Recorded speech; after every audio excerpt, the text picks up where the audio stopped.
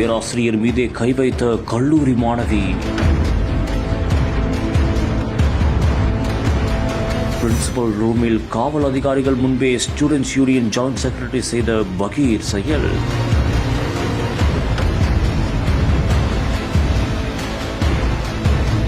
அப்பா வயசு இருக்குமா அவருக்கு?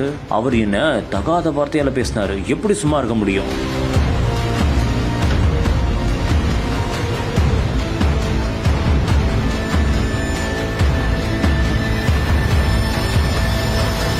மீண்டும் மீண்டும் எகிரி வந்த மாணவி. இந்தியாவை உலுக்கிய பரபரப்பு சிசிடிவி காட்சி.